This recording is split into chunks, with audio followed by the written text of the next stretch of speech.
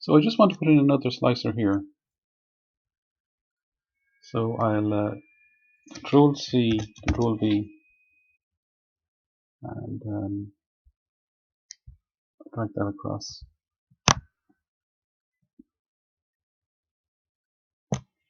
And this will be a category, product category.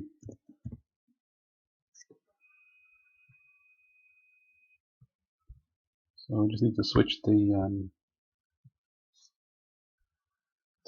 column.